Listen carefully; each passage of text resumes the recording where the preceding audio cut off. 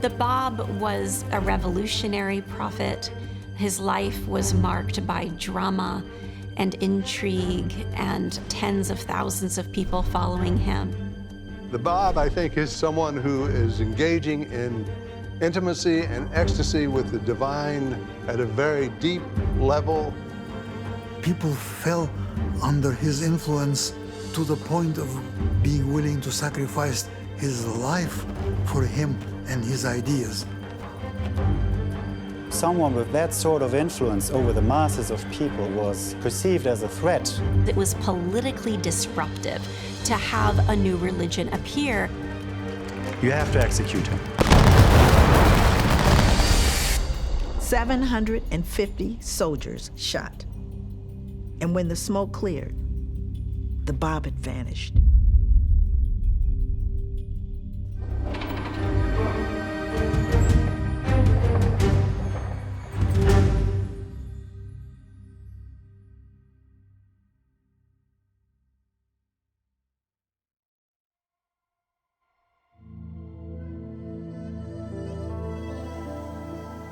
All major religions have prophecies of a promised one who will usher in a golden age. The Messiah, the return of Christ, the 10th Avatar, and the 12th Imam. Today, many have put aside these prophecies, never imagining that they could come true, especially in their own lifetime. But this was not always so. Less than 200 years ago, people all over the world experienced an intense and immediate expectation of a promised one. Major world religions, such as Judaism, Christianity, and Islam, were each independently identifying the same time period, the mid-19th century, for the appearance of their promised one. In England, France, Germany, Holland, Sweden, and other countries, Christians were actively waiting to receive the fulfillment of prophecies that they were convinced were imminent. In the early 19th century, especially for Protestants in America, there was a lot of religious fervor. Revivals were being preached in churches, out in the fields, and in these revivals, people were hearing that Jesus Christ would return again and that the world would be purified by fire. At that time, a man named William Miller became convinced that the second coming, or second advent of Jesus Christ, could be calculated to the day and set out to prove it. William Miller went through the Bible meticulously, and he matched historic events that had already happened with prophecies in both the Old and the New Testaments. And to his great surprise, he discovered, first of all, the first advent was there, prophesied in the Old Testament, and then that the second advent was coming. He compared the prophecies with actual historical events that seemed to fulfill prophetic promises, and computed very rationally the date when all the prophecies would be fulfilled. Thousands of people believed that Miller was right and flocked to what became the American Adventist movement, convinced that Jesus Christ would return on a specific day in 1844. One can imagine the heightened expectation of people, both the excitement and the fear of what was coming. The farmers stopped farming their fields. They didn't do the harvest. Some people confessed to crimes so that they wouldn't have the crimes on their conscience when Jesus came. People who drank gave up alcohol. People really changed the way of living, ready for this fantastic moment. On October 22nd, 1844, 100,000 followers gathered together in churches, homes, and fields in anticipation of the promised arrival of Jesus Christ.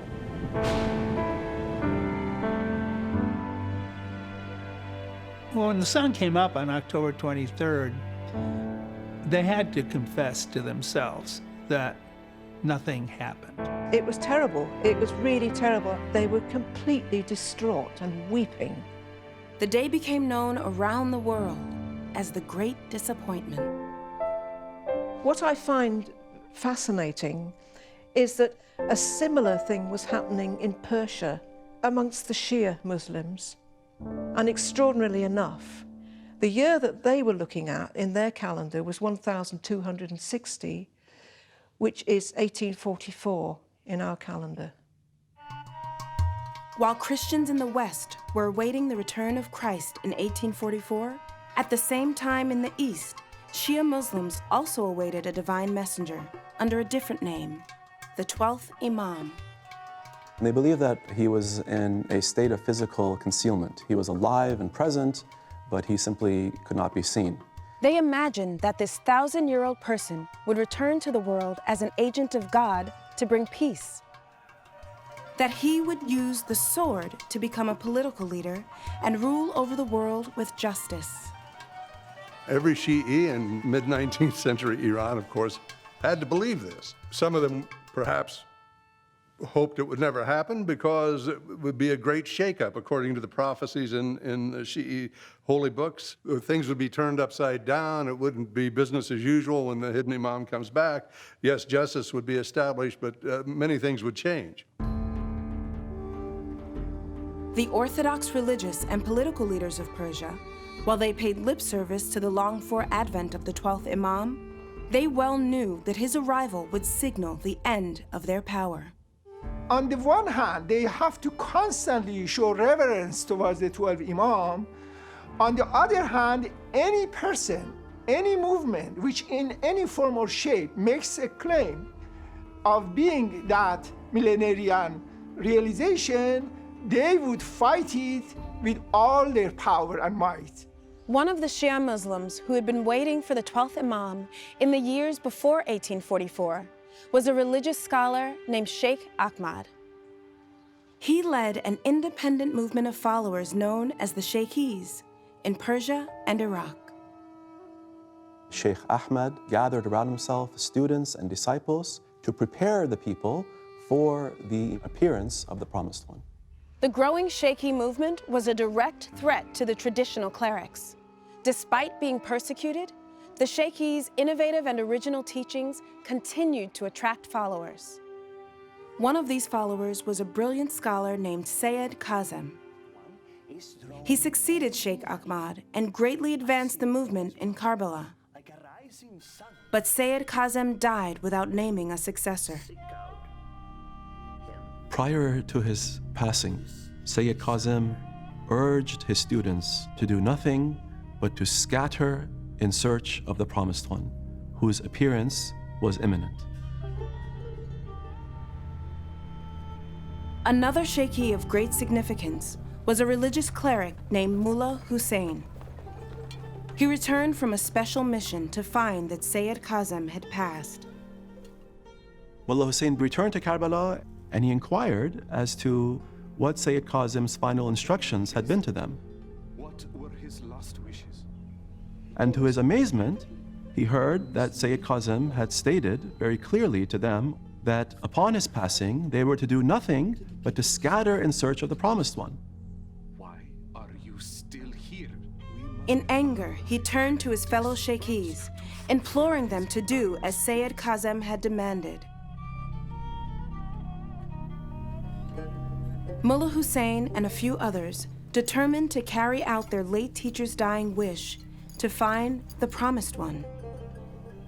He retired to a mosque for 40 days of prayer. Sayyid Kazem had told Mullah Hussein that he would know the Promised One when he delivered, without being asked to do so, a commentary on a chapter of the Quran known as the Surah of Joseph. As if by a magnet, Mullah Hussein says, he is attracted to the city of Shiraz. And there, in Shiraz, something happened that would reverberate across the world. Mullah Hussein arrived on May 22, 1844, and soon noticed a striking young man who wore a green turban, signifying sacred lineage as a descendant of Muhammad. This young man approached him and greeted him so warmly with such courtesy and such dignity, and asked him if he would be a guest in his home. Mullah Hussein was surprised, but accepted the young man's invitation. As they approached the entrance to his home, the youth recited these words. enter therein in peace, secure. After the two men shared refreshments, it was time for evening prayers. I have striven with all my soul. With the youth by his side, Mullah Hussein prayed to God that he had so far failed in his quest to find the Promised One. But he reaffirmed his conviction that God's promise faileth not. He was so focused on his mission that initially he failed to comprehend that the object of his quest was sitting right next to him.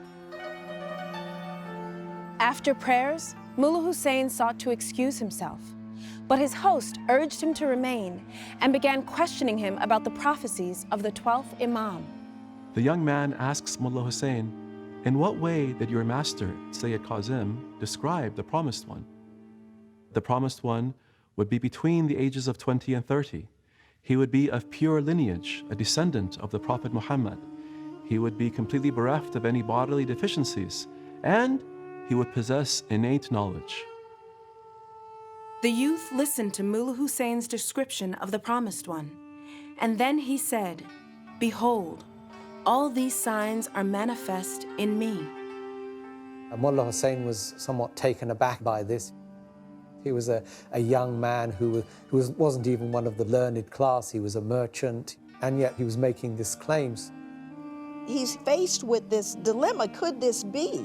But there was a hesitation because of how weighty this responsibility was, and he began to remember all the things that his teacher had told him about the magnificence, the power, the knowledge of this individual. Then, without being prompted, the youth asserted, "Now is the time to reveal the commentary on the Surah of Joseph." This was the definitive sign Mullah Hussein was waiting for. That it would come from someone who is not trained in the religious sciences and come so automatically like that, out of the blue, must have been overwhelming. Thrilled by the beauty and rapidity of his revelation, Mullah Hussein listened as the youth declared that he was the Bab, meaning the gate, sent by God to usher in a new age for mankind and herald another prophet even greater than he. This was an astounding moment for Mullah Hussein, who found himself realizing that he was indeed in the presence of the Promised One. Throughout the ages, God has sent many divine messengers: Krishna, Abraham, Moses, Zoroaster, Buddha, Jesus Christ, and Muhammad. The arrival of the Bab and his ideas of progressive revelation mark a dramatic departure from traditional Islamic teaching. Traditional Islamic belief has it that Muhammad is the last prophet, so revelation has come to a close, and this will last until the day of resurrection when the world will come to an end. So they had this fixed and unchanging view of religion, as opposed to the Bab's view of religion as an evolution of God's will throughout human history, taking humanity forward. God progressively reveals truth and religion's spiritual guidance to humanity, and that guidance is given to us by teachers or prophets that appear to humankind at different moments in history, who bring teachings that build on each other, are consistent with each other, but are relevant to that time and that culture and that place in which they are given. Somehow the concept of progressive revelation, that religion renews itself, that no religion is final, this became a threat to the clergies in all religions.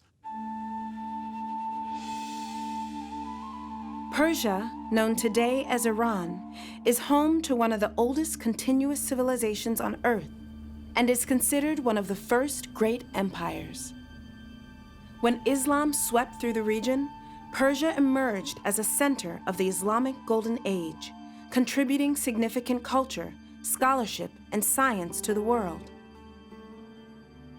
But by the appearance of the Bab in the 19th century, Persia was in serious decline.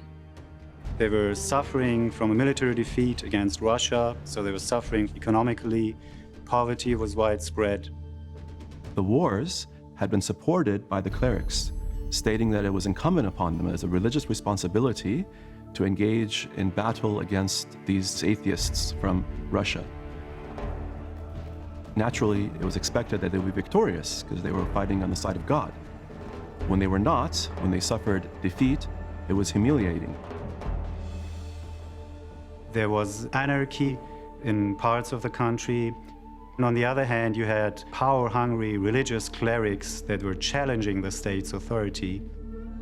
And the ordinary people were sort of crushed in between these two powers.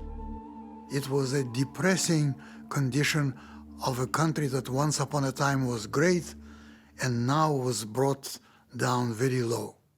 It was in this environment that Sayyid Ali Muhammad, who would become known as the Bab, was born on October 20th, 1819, in Shiraz, Persia. He was a descendant of Abraham, and he was also a descendant of Muhammad, which gave him revered status in society. After his father died at a young age, he was raised by his mother and his uncle. He was receiving an education, but the teacher told his uncle that he didn't need to go to school to receive an education because he seemed to have such innate knowledge. At the age of 15, the Bab went to work in his uncle's textile business in the port city of Bushehr. He was known for his honesty. He was known for his spirituality. He spent lots of time in prayer. When he was 20, he traveled to Karbala, Iraq, a city held sacred by Shia Muslims. At this time, Karbala is the center of the highest intellectual developments in the world of Shia Islam, which was the Shaykhi movement. The Bab met a number of these disciples of Sayyid Kazem. And the Bab, in fact, sat on some of Sayyid Kazem's classes. The Bab's time in Karbala lasted less than a year, after which he returned to Shiraz. There, he soon married his childhood friend, Khadija Begum. Late one night, after noticing that the Bab had left their bed, she went looking for him and saw the upper chamber of their house was immersed in light. She later wrote, "His face was luminous, rays of light radiated from it. He looked so majestic and resplendent that fear seized me, and I stood transfixed where I was." The next morning, the Bab confirmed that she had witnessed his actual moment of revelation. He told her, "It was the will of God that you should have seen me in the way you did last night, so that no shadow of doubt should ever cross your mind." So a messenger of God can be thought of as God made manifest in human flesh. A human being, yes, but also a specially appointed divine teacher with perfect spiritual attributes reflecting the light of God and giving God's message to humanity for that day and age. During the summer of 1844, 17 more people became the first followers of the Bab. In many ways, these followers were like the 12 apostles of Christ. Prominent among them was the youngest disciple, Qudus. And these were individuals that needed to discover the Bab on their own through the purity of their own hearts and their own intentions. And so that itself was a very intriguing and mysterious process, guided by spiritual intuition and a sincere desire for spiritual search on behalf of all of those individuals and many, many more.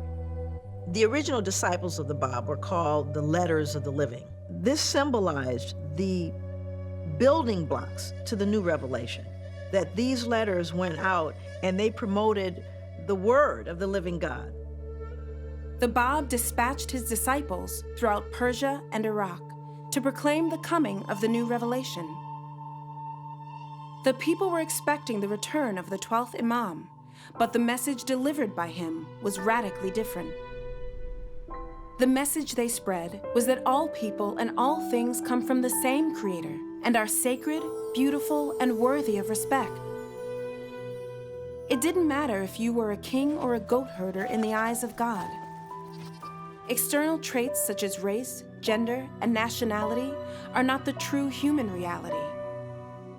Instead, each of us are like mirrors reflecting the light of God's revelation. The message of the Bab was a charismatic message, it was a creative message, and it was well received by the society. He reinvigorated the process of religion itself. He taught the purity of religious faith and devotion, that you could pray from your heart, that you could find the truth for yourself. And this was inspiring to the masses. He did what other prophets have done in the past, which is to reveal his claims gradually, because to put forward his full claims immediately would be too shocking for the people of Iran. One of the most significant and dangerous teachings of the Bab was that each person could have their own relationship with God without the direction, mediation, or intercession of a cleric.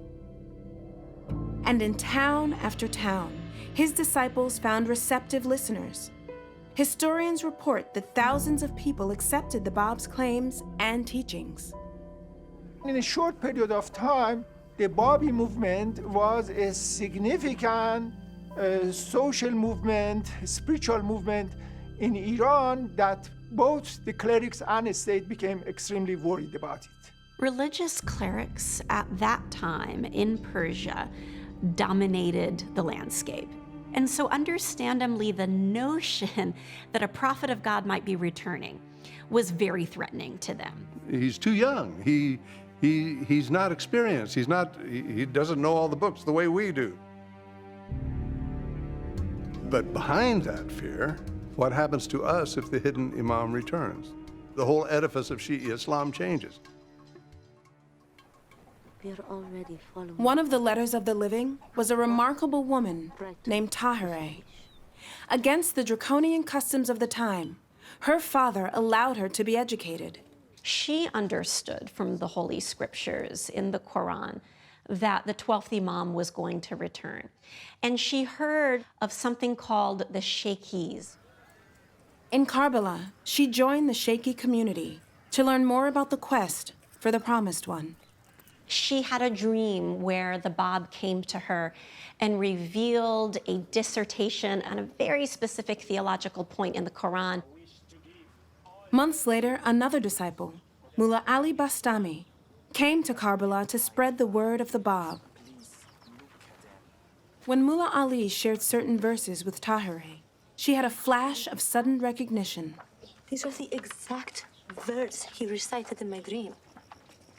She was given one of his writings that for her was a confirmation of that dream and that the Bab was the promised one prophesied. She had the depth of knowledge to recognize the Bab was actually claiming to be the revealer of the divine word. In other words, putting forward a claim equivalent to that of Muhammad of starting a new religious dispensation. So she had the spiritual depth to understand that, but also she had the courage to start openly proclaiming it. Tahireh was the only female letter of the living, and the only one not to have met the Bab personally. Upon receiving reports about the success of his disciples, the Bab was ready to take his unique and disruptive message to the holiest site in all of Islam, the shrine at Mecca in Arabia.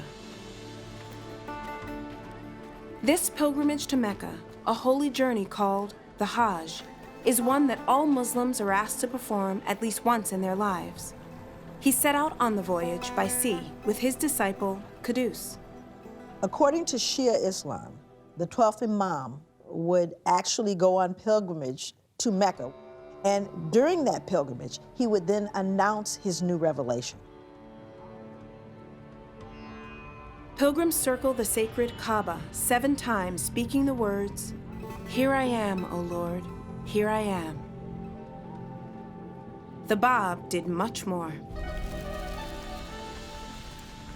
Grasping the ring on the venerable shrine, he cried out to the encircling crowd, "I am that promised one whose advent you have been awaiting." Then he said it again, "I am that promised one whose advent you have been awaiting."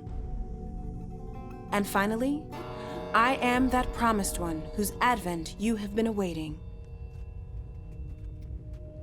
Unfortunately, his proclamation was met with deaf ears. It was not acknowledged. The Bab then proclaimed his revelation in a letter to the Sharif, the highest-ranking religious leader of Mecca. He and his message were ignored. After the pilgrimage, the Bab and Qudus left the Arabian Peninsula to make the long journey back. Along the way, the Bab told Qudus that they would never meet again. He said, "Yours will be the ineffable joy of quaffing the cup of martyrdom for his sake. I too shall tread the path of sacrifice and will join you in the realm of eternity." Despite being officially ignored at Mecca, the Bab's proclamation shook the very core of traditional beliefs, and this could not be ignored in Persia. It was politically disruptive to the clerics at that time to have a new religion appear and have beliefs like individual investigation of truth, which means that people hearing their sermons wouldn't simply believe them because they said so, but now have a spiritual obligation to independently read holy texts for themselves and make spiritual decisions using their own conscience. When Qudus and other Babis publicly proclaimed the advent of the Bab, they were shaved, pierced, and paraded through the streets in humiliation, and then exiled. In Shiraz, the governor, Hussein Khan, called for the Bab's arrest as soon as he returned from his pilgrimage. Hussein Khan had ordered the capture of the Bab and sent out a group of soldiers. The Bab anticipated this and, seeing the soldiers in the distance, waited for them and instead offered himself up. And as a result, the soldiers were so affected by the manner of the Bab that they allowed him to lead them out instead. At the governor's palace, Hussein Khan accused the Bab of being a disgrace to Islam. The Bab simply replied by quoting a verse from the Quran, warning against ignorance. This response enraged Hussein Khan. In a fury, he ordered one of his men to strike the Bab in the face. His blow sent his turban flying. And one of the highest-ranking clergymen of the day actually picked up the turban and dusted it off and replaced it on the Bab's head. The Bab was placed under house arrest for most of the next year. But even unavailable to his followers, his message and fame continued to grow. And people from all over the kingdom began flocking to Shiraz to learn more about his teachings, hoping, praying for an opportunity to meet the Bab himself.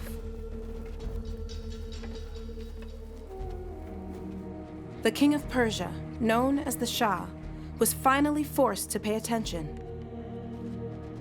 Proceeding cautiously, he sent Vahid, his most trusted scholar, to investigate the cause of the Bab. Vahid is well known for his knowledge. He was famous for having memorized 20,000 traditions of the Prophet and of the Imams. Vahid made a solemn vow. If he found the Bab to be false, he would strike him down with the Shah's sword. If he found the Bab to be true, he would lay down his own life for him. And so Vahid came to Shiraz and set up an interview with the Bab. Initially, he was very arrogant. He considered himself infinitely superior to the Bab. But as the Bab started to reply to his questions and reveal the true extent of his own spiritual understanding, Vahid became more and more reflective and started thinking, I've underestimated this person. Vahid held a chapter of the Quran in his mind that without being asked to do so, the Bab would elucidate. And to his astonishment and shock, the Bab spontaneously delivered a commentary on that exact section. For the next 5 hours, he freely revealed the Word of God without interruption or hesitation.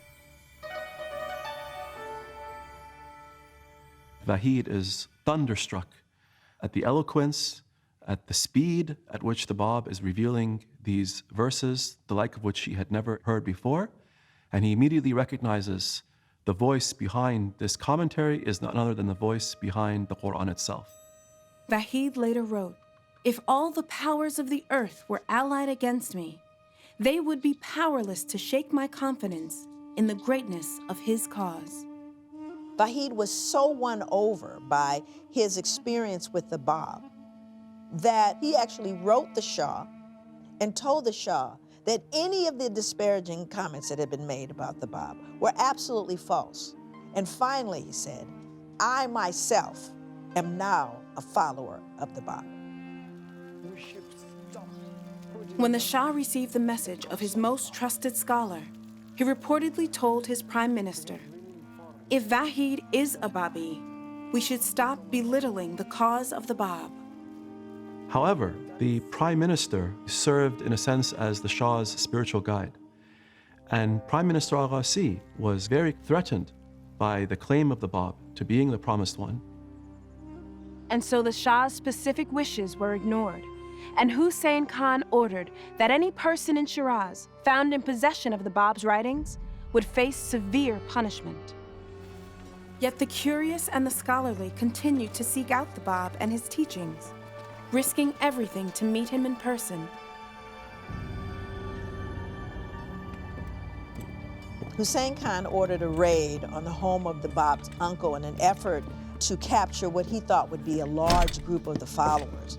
However, when they arrived, they found that the only people that were there were the Bab, his uncle, and a friend. After arresting the three men, they were heading towards the prison, but were confronted with panic in the streets. Shiraz had been overwhelmed by a fierce cholera epidemic, and the population was terrified. The constable took his prisoners to his own home, where they discovered that the constable's son had contracted cholera and was on the verge of death. The anguished father begged the Bab to save his son. He instructed the constable to give his child water the Bab had used for his ritual washing before prayers. And to the constable's great relief, his boy recovered. Afterwards, the constable asked the governor to release the Bab, and he did so, on the condition that the Bab leave Shiraz forever. He was not given a moment to say goodbye to his mother or his wife. The Bab and Khadija never saw one another again.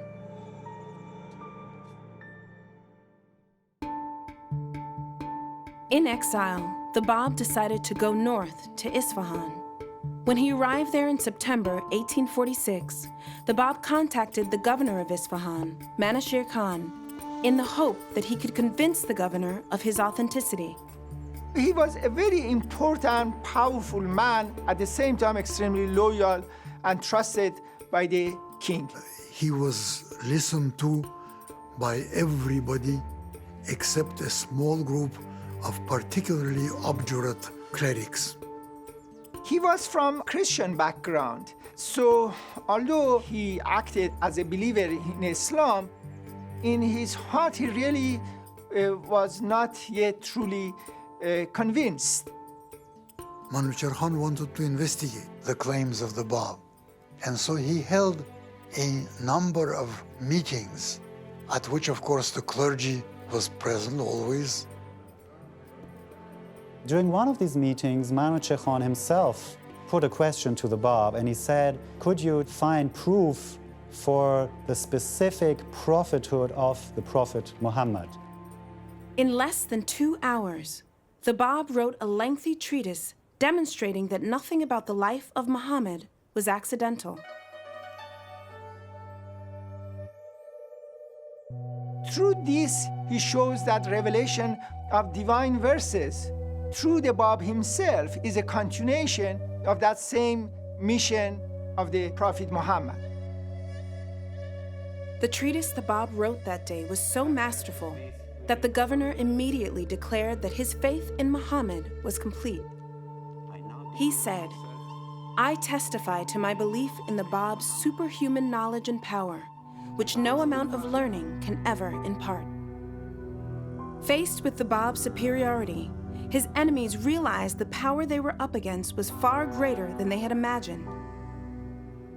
Instantly, they understood their inability to challenge the Báb, and so refused to engage with him that day. Manouchehr Khan realized that because of the opposition now that was arising among the religious leaders, that the Báb's life was in danger.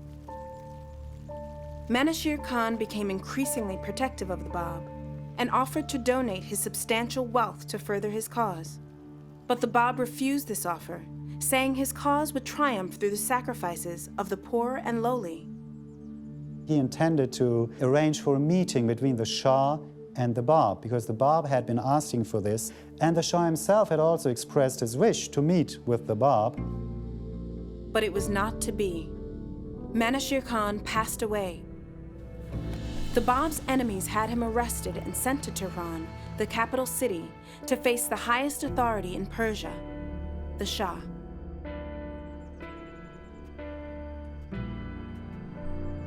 But in Tehran, at the king's palace, the prime minister was deeply worried that the Shah would also fall under the sway of the Báb, thus diminishing his own power. And instead, Prime Minister al-Ghasid arranged for the Báb to be banished to the remote northwestern corners of Iran, to a place called Makul, so that this meeting would never take place. It was hoped to isolate the Báb in this fortress and in that way to cut off the Báb from his followers. But the long journey took the Báb through the city of Tabriz, and it was there, reminiscent of the triumphant entrance of Jesus into Jerusalem, that the streets were filled with the curious and the devoted alike, all cheering and struggling to catch a glimpse of the Báb. Even the soldiers who escorted him were reported to be visibly overcome with love.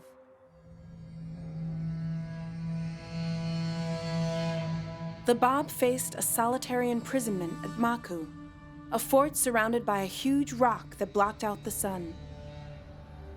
There, shadowy days stretched into long, dark nights. He was denied even a basic lamp for light. Yet he used this time to reveal hundreds of thousands of verses. Some of the most significant works of the Báb were revealed as he lay imprisoned in Makul, including the mother book of the Bábí dispensation, the Persian Bayan. In these writings from prison, the Báb offered a radical reinterpretation of the day of resurrection. To the Muslims, it's very apocalyptic. It's the end times, it's Judgment Day, the dead arise from their graves, etc. The Báb taught that the day of resurrection was the day when a new messenger of God came, and it was the duty of all men to recognize this prophet. And the sad thing is that most Muslims missed out on the actual day of resurrection.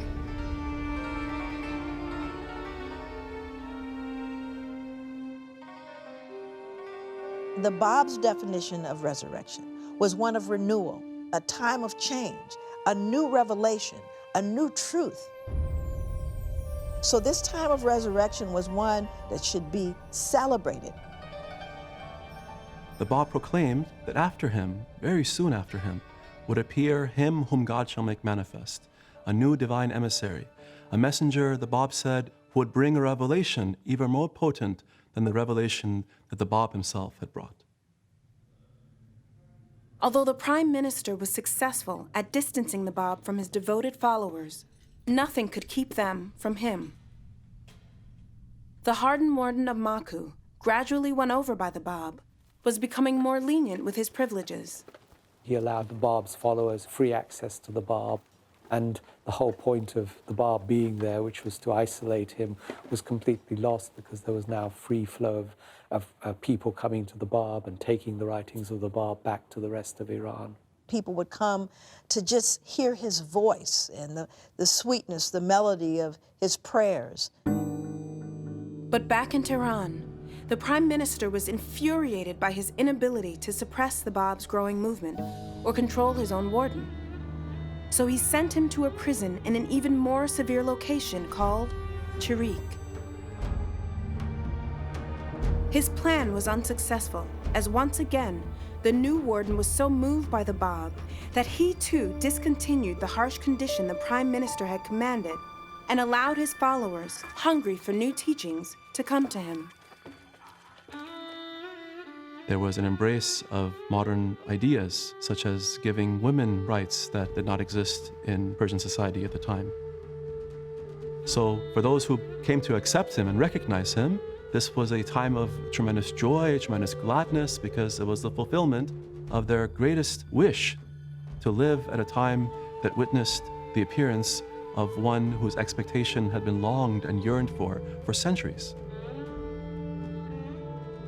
Up to that point, some of the Bābīs were still thinking that the Bābī movement was just a reform movement within Islam, while others were fairly convinced that no, it was an independent revelation. So the Bāb issued a call to all of his leading disciples, wherever they were in the country, to come to a place called Badasht. The Conference of Badasht was a really significant period in the revelation of the Bāb.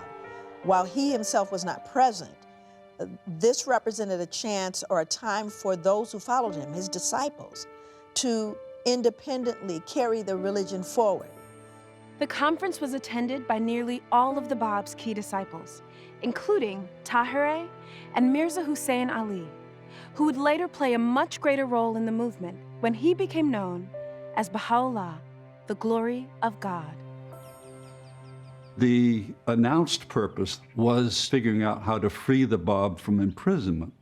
But the real purpose was to announce that the Bābī faith was a revelation from God, and to announce the annulment, therefore, of the previous revelation, which included the laws that Muhammad had revealed in the Quran.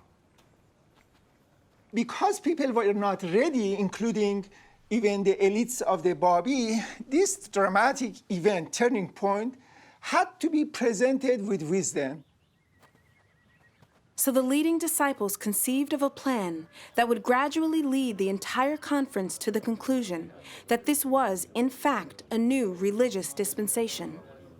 But even they were in for a shock. Tahirih entered the tent, unveiled.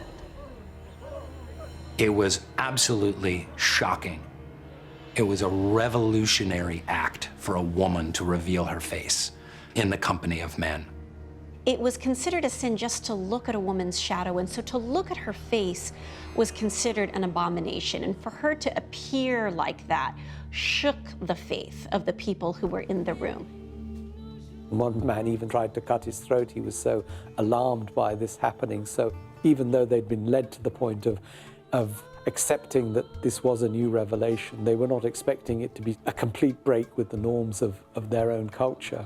She was making a point that the equality of men and women was now a reality thanks to the teachings of the Bāb, and we were no longer going to do things in the old manner. The Bābī faith from that moment on was a distinct faith from Islam and abrogated the laws and the practices of Islam, following only then the laws and practices of the Bāb. The public proclamation of a new religion was grounds for a charge of heresy. So, in July of 1848, the Bāb was summoned to Tabriz to stand trial before a group of hostile clerics and the crown prince of Persia. They questioned the Bāb about his teachings and admonished him to recant his claims. This was a mock trial. It was an attempt to ridicule and humiliate the Bāb. The questions that were posed to him were entirely of a trivial nature. They had objections to the Bāb's answers, and it became increasingly undignified as these clerics became more and more agitated and started abusing the Bāb verbally. And then came the most important question of all, and his answer. Whom do you claim to be? And his response was, I am the promised one. I am the one whose name you have for 1,000 years invoked. But they didn't believe him and demanded he perform a miracle. The Bab replied that he had already performed the same miracle as the Prophet Muhammad, the revelation of the Word of God.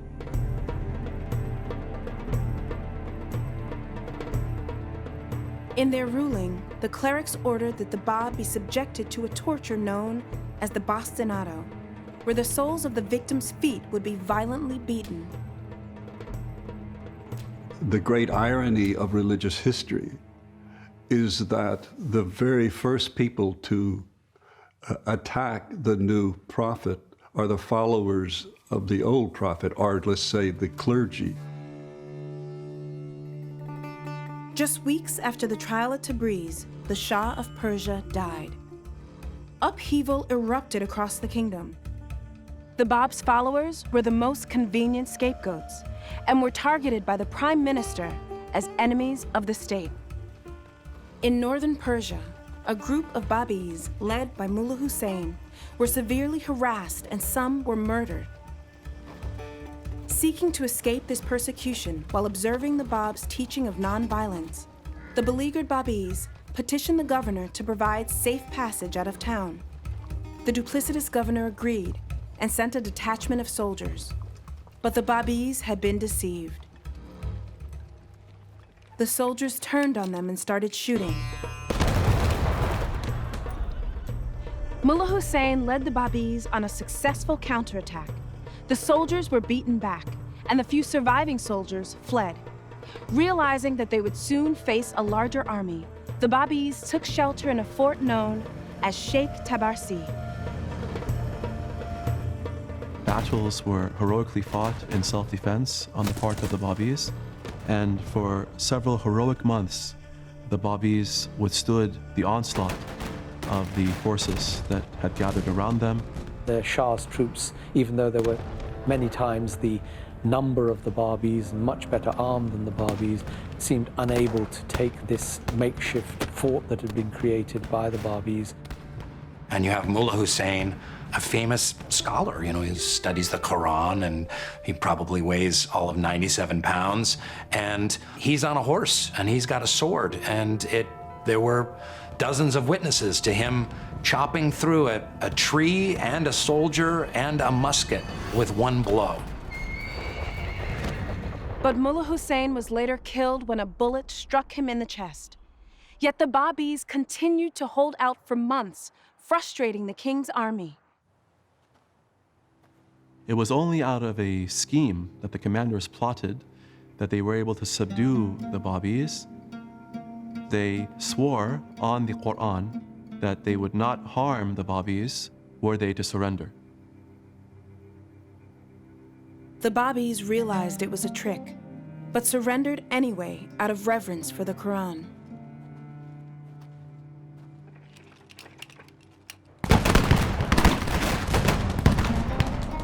The commander attacked them, killed many of them and captured other ones, and all the ones that were captured were also eventually put to death. Qudus was one of the few survivors of the Fort Tabarsi massacre. His story is a brutal example of the cruelty of those who opposed the new faith. Stripped of his clothes and chained, he was paraded through the streets in an eerie reenactment of the Passion of the Christ. The howling mob shouted curses and spat upon him. Finally, his body was pierced, mutilated, and burned. Still imprisoned in Sharik, the Bab was overcome with grief as he learned the fate of his faithful followers. When he emerged from his grief, he resumed his writings, urging his followers to prepare for him whom God shall make manifest. In the summer of 1850, the Prime Minister of Persia ordered that the Bab be brought to Tabriz for public execution by firing squad. Along with the Bab was his companion, a young man by the name of Anis, who had asked to be with the Bab and to face the soldiers during this execution. The captain of the regiment assigned to carry out the execution was an Armenian Christian named Sam Khan. He had heard of the Bab and was deeply conflicted about carrying out his orders, for fear of angering God himself over killing an innocent man. Sam Khan approached the Bab in the prison and stated that he harbored no ill will towards the Bab or his message, but that he was simply following orders. The Bab comforted Sam Khan, and he said that if your intentions are pure and what you say is true, rest assured that God will relieve you of this great burden that you carry. With this advice, Sam Khan decided he would move forward. And the guards came for the Bab, and he said, I'm not finished dictating my final instructions to my secretary. A very uncouth soldier said, the time has come, you must come now, it is time for your execution. The Bab said, no power on earth can prevent me from finishing this final task. The guard ignored the Bab's warning and led him to the public square. There, he and his young follower Anis were suspended with ropes against a pillar. Thousands of people had gathered to witness the execution of the Bab. There were people on rooftops. There were dignitaries, there were journalists, and people from every walk of life. Because it was a big thing. They were killing a descendant of the Prophet. A firing squad of 750 soldiers from the king's army moved into position. To show the majesty of a state and also the fear of the government. They thought that the Babis might engage in an armed insurrection. The order was given. Fire! The soldiers fired. The smoke from their hundreds of guns filled the square. And when that smoke cleared, Anis stood unharmed, smiling, and the Bab had vanished. The people were absolutely astonished. They could not believe their eyes. They were filled with fear and awe. What had happened? How could 750 rifles have missed? And yet, the Bab was gone from sight. So there was this quick search to find where did the Bab go to? And they found him back in the room inside the prison, speaking to his amanuensis, his secretary. The Bab turned to them and said, now that I have concluded, you may do with me as you wish. Meanwhile, Sam Khan told his regiment of Christian Armenian soldiers, that's it. We've done our job once, we're not going to do it again, and he left. A second regiment was assembled to execute the Bab. As the Bab was suspended for a second time against the pillar with Anis, he spoke his final words to the multitude. Had you believed in me, O wayward generation, every one of you would have followed the example of this youth. The day will come when you will have recognized me. That day I shall have ceased to be with you. At that point, the command was given again for the soldiers to shoot, and the Bab and his companion were executed.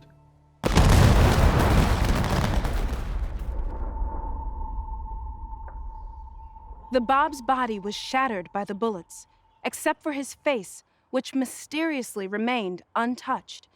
At that moment, reminiscent of the crucifixion of Jesus, a powerful storm descended upon Tabriz. Dust darkened the sky until it appeared to be night at midday.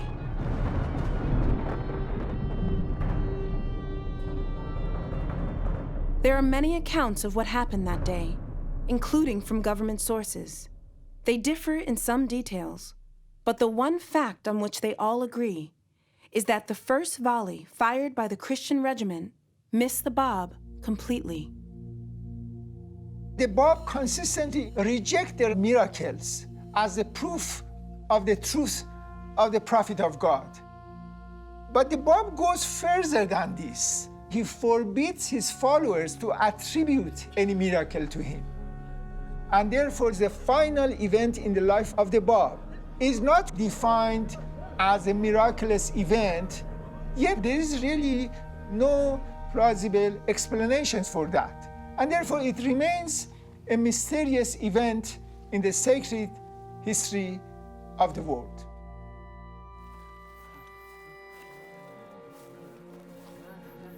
After the Báb's martyrdom, his enemies attempted one final humiliation. His remains were thrown next to the moat outside the city wall to be eaten by animals. But his followers were able to steal them away in the middle of the night. His remains were kept hidden for 59 years. But in 1852, 2 years after the martyrdom of the Báb, a group of Bábís, still reeling from the murder of their prophet, attempted to assassinate the Shah of Persia. The plan was bungled. The Shah survived. The new prime minister ordered an all-out assault against the Bábís, killing thousands. Tahirih was also arrested and confined in Tehran, where she received a letter from the young Shah. He wanted her to desert the cause of the Báb. Become a traditional Muslim again, he offered, and I will marry you. Then you will have all that you desire. But Tahirih rejected the Shah's proposal. She had a dream about the fact that she was executed. She then began to fast and she began to pray. When they came, Tahirih somehow knew they were coming. She perfumed herself and she dressed herself in her wedding gown for her execution. Tahirih's last reported words were, "You can kill me as soon as you like, but you cannot stop the emancipation of women." By late 1852, the cause of the Báb was teetering on the brink of extinction, with only one leader left alive, Baha'u'llah. He was tortured and thrown into the horrible Tehran prison known as the Black Pit. It was here that Baha'u'llah, in the company of other Bábís, received the first intimations of his mission, when a maiden appeared to him and he realized that he was the one whom the Báb had foretold as him whom God shall make manifest. He describes the experience as being like a cascade of waterfall flowing down over him, sort of divine revelation flowing down upon him. In 1863, Baha'u'llah publicly declared that he was him whom God shall make manifest, the fulfillment of the Báb's mission, the promised one for all faiths. He suffered years of persecution and exile, finally bringing him to the Holy Land, Israel. So Baha'u'llah essentially expanded the blueprint that the Báb had laid down, calling for the harmony of all humanity, elimination of racism, elimination of sexism, elimination of extremes of wealth and poverty, essentially fulfilling the goal for which the Báb had laid down his life. Baha'u'llah instructed that the Báb's remains be brought here, to Haifa, where a shrine for him was constructed. Today, the earthly remains of the Báb rest under a stately golden dome, bathed in the light he was so callously denied during his brief ministry.